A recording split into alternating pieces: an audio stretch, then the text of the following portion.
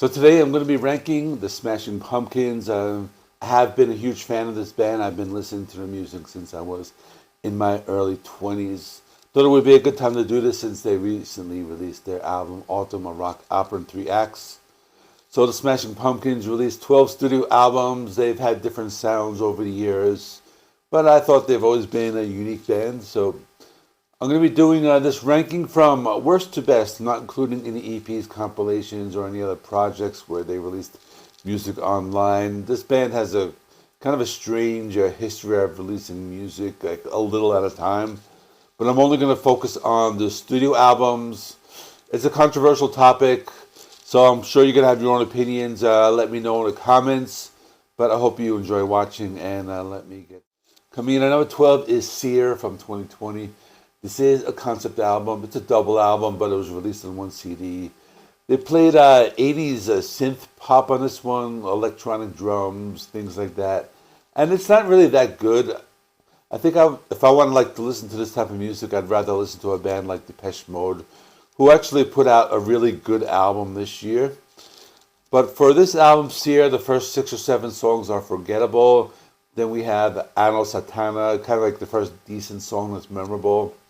Probably the best song on the album is Witch, that has some like electric guitar riffs mixed with that synth pop sound. Then Purple Blood is a synth pop song, but maybe one of the better ones. Also thought Black Forest or Black Hills is one of the better synth tracks due to that heavy bass line, but I think the rest of the songs are forgettable, and overall it's just not a good album. Is Monuments to an Elegy from 2014. This is an album within an album. They had these songs that were released online one by one, recorded as a duo by Billy Corgan and Jeff Schroeder, with drums by Tommy Lee. So this one, it's okay. The opening track, Tiberius, is a good song, has lots of melody, some cool rock guitars. Being Beige is a laid-back song with acoustic guitars and a soft sound. Anais is a kind of weird song, has that like disco space rock. And then there's some like heavier songs. So the song One and All is pretty good, has that classic guitar sound. The song Monuments is pretty good, has a mix of that synth rock and some heavy guitars. And overall, it's an okay album. At number 10, I have Atum, a rock opera in 3 acts. So this one is 3 acts, 33 songs, part of that melancholy trilogy with Zero and Glass Character, who is now called Shiny. This one has a few good songs and lots of filler tracks. So I reviewed this in 3 different videos. So my final score was a 6 out of 10. I still feel the same. Out of the 33 songs, I would say 9 or 10 are good. There's lots of filler. A lot of songs have a sound similar to Seer, and others are closer to that 90s sound. A few songs get a little heavy. So a couple good songs. I like The Good and Goodbye. This has some cool guitar riffs and vocals. Hooligan is pretty catchy, even though that's an electronic song, but I thought that was decent. Beyond the Veil is a hard rocker, reminiscent of their 90s period with some modern synth pop. Hooray that's like the worst song ever made. Then Avalanche, that's a pretty cool song. And then in Act 2 we have Beguiled, that's pretty good. And in Act 3, In Lieu of Failure, Fireflies and Spellbinding are pretty good. But it's not too bad. It's just overlong and with lots of filler. At number 9, Shiny and Oh So Bright, Volume 1/LP, No Past, No Future, No Sun from 2018. This one has an album title that's longer than the album itself. It's like a short album. This one is kind of like a reunion. It has Billy Corgan, Jeff Schroeder, James Iha, and Jimmy Chamberlain. Produced by Rick Rubin. So it's pretty good. Opening track on Knights of Malta is not too bad. Has more of like this electronic pop sound with some orchestration and psychedelic guitar riffs. Silvery Sometimes Ghosts and Travels. Those are alternative rock tracks with a mixture of that modern sound and catchy rhythms.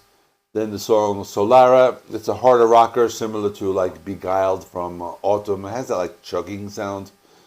Alienation, it's a softer track with that like catchy chorus, and that one's not too bad. And overall, it's okay. It's a short album, but better than some of the newer ones. At number 8 is Oceania from 2012. This is part of that big 44-song project with guitarists Jeff Schroeder and Nicole Fiorentino on bass, and Mike Byrne on drums. A few songs that sound close to Siamese Dream. So the opening track, Quasar, was reminiscent of Cherub Rock, one of the songs from their modern day that kind of sounds like the early period.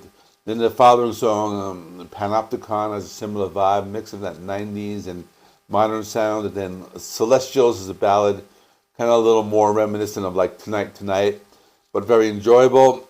After the first three songs, the rest of the album is not as memorable, but does have a similar style to like their more modern sound. I think the other song on the album I like that comes later in the track list is Chimera, that had more of that classic alternative sound. But overall, the album is not too bad. It has a few really good songs. At number 7, I have Zeitgeist from 2007. This is an album with Billy Corgan and Jimmy Chamberlin. It was recorded as a two-piece with Billy recording everything except drums. This one has some decent rockers on it. The first one, Doomsday Clock, is very upbeat, has a harder edge. Bleeding Orchid is pretty cool with more like that grungy sound and that 90s sound. That's the Way My Love is more of a melodic rocker. It's a catchy radio rock type of song. Tarantula sounds something more like Gish or Siamese Dream, kind of a grungy, harder rocker. United States is a song that's very long, close to 10 minutes long, and some pretty cool parts. The drum intro and the heavy guitar riffs are pretty cool. Kind of like this extended alternative rock jam. And Never Lost is more of that laid-back post-punk type of song. And Forgotten Country is more of that new wave or post-punk type of sound. I thought this album was good. A lot of people complain about the production, but it's a good collection of songs, and it's a little closer to that like 90s alternative sound. At number 6 is Machina 2, The Friends and Enemies of Modern Music from 2000, an album released online for free. Has some good songs. We got Glass, that's kind of like a punk rock and grunge type of song. The song Dross is very grungy as well. I thought it was pretty good. Innocence is a laid-back ballad, kind of brings back more of that 90s sound. Speed Kills, kind of different kind of song, lots of dissonance and feedback in that one, kind of like a slow, grungy Beatles type of song. That was very different. Then we have Vanity's pretty good. Has very 90s alternative rock type of sound. And Lucky 13. That one had a cool drum beat and grunt sound. Probably one of their kind of like more alternative, grungier albums. But not as quite as good as the first few albums of the 90s, but very good. At number 5, Machina, The Machines of God from 2000. This is a return of drummer Jimmy Chamberlin. He kind of left for one album. More of a rock sound. The album opens with Everlasting Gaze, a very heavy and grungy song. Probably the best song on the album, and a few other songs. Stand Inside Your Love, more like modern rock. Then they bring back some of that classic alternative with The Sacred and the Profane. Maybe like the second best song on the album. They have a song called Heavy Metal Machine that's kind of like very like grungy. I keep using the word grungy, but that's what it sounds like. The Imploding Voice, that's another one. More of an electronic and industrial song. And then Crying Tree of Mercury, more like modern Smashing Pumpkins. So overall, pretty good album. At number 4 is Adore from 1998. This one might be kind of controversial that I have it very high. I know a lot of people like never got into this album, but I thought it was very good. It's an electronic album. We have Jimmy Chamberlin was not in the band at the time, and then they had like other drummers come in to play songs. I know Matt Cameron played one song called For Martha, but I thought it was very good. I like the opener, To Sheila. It's just very laid-back acoustic. It reminded me of some of the songs from Pisces is Carry It, which I didn't include in this ranking, although that's like a great album, being that it is a compilation of though. Then Ava Adore, that's like this industrial song. It reminds me a lot of like Nine Inch Nails, closer, but probably the best song on the album. Is just very upbeat and heaviest song on the album. Then I like Daphne Descends. That's like a goth or post-punk type of song, reminiscent of like The Cure. There's Crestfallen. That's not too bad. It's a piano-based ballad with some electronic elements. Then another deep cut called Pug. That sounds like those like aforementioned goth or post-punk bands. Also a really good song in the album. So this one has more of an electronic or industrial sound, but I thought they did it like very well. Like I kind of wish that the new album, like Autumn, was as good as this one, but it just isn't, and it's at number 4. At number 3 is Gish from 1991. Their debut album has a very distinct sound. They were going for that, particular sound similar to the grunge that was around at the time. They're not part of that Seattle grunge scene. So the opening track, I Am One, it's a hard rocker similar to like Pearl Jam. Siva has some big guitar riffs, just a very good alternative rock song. Rhinoceros, that's one of the best songs ever. Very atmospheric, has that distinct guitar tone. Sounds both grungy and psychedelic. Bury Me has a lot of feedback and a bass guitar intro. Pretty good, captures the sound of that era. Similar to like a Nirvana type of song. Crush is another slow and atmospheric song with that signature guitar tone, and overall lots of good stuff. I think it's a great debut. It gets like overlooked due to the popularity of Siamese Dream, but I'll be talking about that very soon.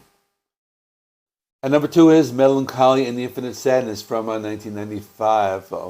This is one of the few albums, in my opinion, that it's over 2 hours long, but at the same time, like every song is really good. Out of like all the double of albums I've ever listened to, I think like it's this album, Led Zeppelin's Physical Graffiti, Pink Floyd's The Wall, like those 3 albums I can listen to like front to back, without skipping anything.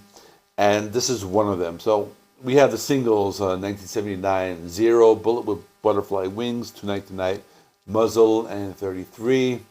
Then lots of great deep cuts, Galapagos, Tales of Scorched Earth, XYU. I think there's one song which is kind of like the weakest called We Only Come Out at Night. I think that's kind of like more that sounds that they would be doing like in the later years, like more reminiscent of what they're doing on Autumn. But other than that, this is like a near perfect album. And number 1 is Siamese Dream from 1993. This was their big breakout album. It has their biggest hits, Cherub Rock, that kind of sets the tone. Then Quiet, it's really cool guitar intro. Today, another one of their singles. That's a really great uplifting type of song. Hummer is more laid back with some cool guitar riffs. Disarm, another hit. That's like when they started doing those like acoustic and orchestral songs. Geek USA, that's a harder rocker. Mayonnaise, probably one of the best songs ever. It wasn't as popular back then, but it's one of those songs that has like stood the test of time. Then Space Boy, a cool acoustic rock song, and overall, this is just a perfect album, start to finish. Everything is great. The first album I've ever heard from this band, but it just brings back lots of memories for me.